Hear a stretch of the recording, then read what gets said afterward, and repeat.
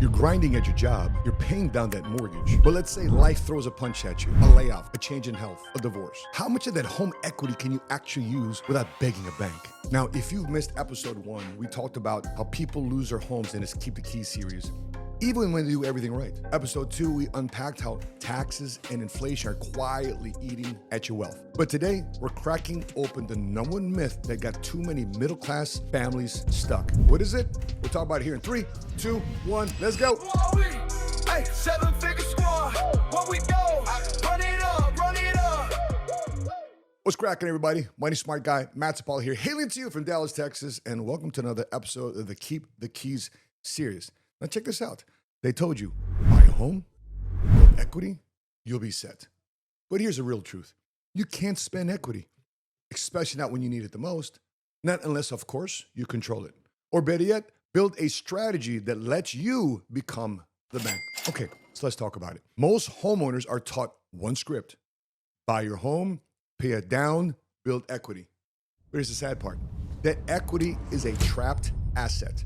You can't swipe it, you can't Venmo it, because you can't use it even in an emergency without jumping through a lot of hoops. For example, let's say you build up $200,000 in equity, and to touch it, you need 3 options. Either you refinance your house, you sell your home, or use a HELOC, a home equity line of credit, which comes with bank approval, then to income checks, and also credit score requirements and loan delays. What happens if you need money right now?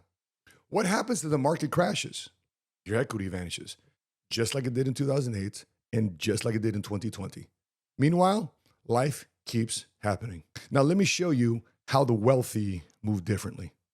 One of my clients right here in Texas, married couple, got educated early, who started tucking some cash away into their modern life insurance strategy, modern life insurance retirement plan. Instead of accelerating the payment to his house, instead of refinancing the house and just spending the equity, we stuffed it into a life insurance retirement plan to supplement his 401k and pension. Now, instead of pouring every dollar, again, back into that mortgage company, overpaying that mortgage company, they funded a plan that built equity outside the property into a policy, which is 3 things. It was tax advantaged, it was liquid, and most importantly, it was protected. Fast forward, they now got over $200,000 in accessible equity inside that life insurance policy. Now, when a real estate opportunity popped up, they yanked $20,000 from that policy. No bank approval, no refinance, no selling their home, no waiting 30, 60, 90 days for that check. How did they do it? They just owned a life insurance policy. They thought about money differently, and they became the bank. Now, let's take it all the way up to a different level. Because I noticed some of y'all are thinking, well, that's cute for your client, but rich people don't play by the same rules. By the way, you're right. They play smarter. Let's talk about Jay-Z and Beyoncé, who just recently took out a $57+ million mortgage on their $88 million Bel Air mansion. Now, do you think they really need the money? No, absolutely not. Do you think they're struggling? I don't think so. They're well worth over $2.5 to $3.5 billion combined. So why would they do it? Here's what they're looking for. They're looking for liquidity. They're looking for leverage. They're looking for legacy.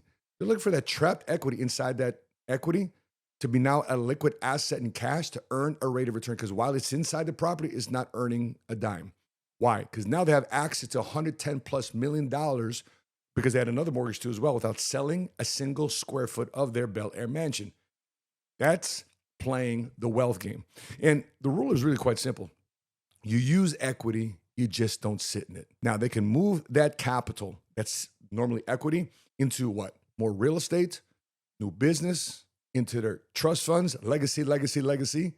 Because when you control the cash, you control the chessboard. Look, you don't need $1 billion to think like a billionaire.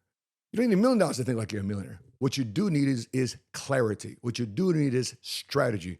And here's the sad part. Most middle-class, multicultural families have money, but they don't know how it's trapped, how to get access to it, and worse, where the cash is leaking. And that's why I created the CLARITY Scorecard.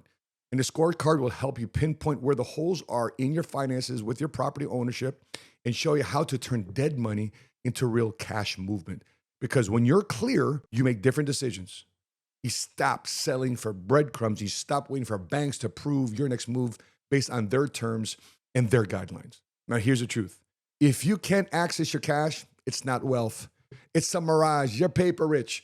The wealthy borrow against assets and then they multiply them. The broke, they sit and smell and sleep in their assets and brag about what they own.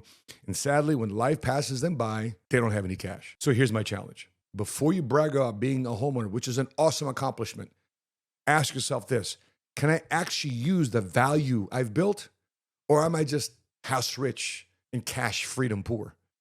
Now, if you're ready to change that, go to my website at keepthekeysbook.com to grab the free Clarity Scorecard and worksheet and take the first step toward protecting what you have, multiplying what you've earned, and unlock the power of your income through this worksheet. Therefore, you don't always have to start over. Now, for next week, we're diving into the most dangerous lie in middle-class America, which is, I have equity, I'm safe. But let me ask you this. If a disaster hits, if the AC breaks, if a flood, a storm, or hurricane busts into your neighborhood, can you use that equity immediately? Or are you cash poor to pay it off house? Now, episode 4 is about the home equity lie, and it's going to shake up how some of you think about money. Until we meet again, continue to live smart, continue to love smart, and be money smart today.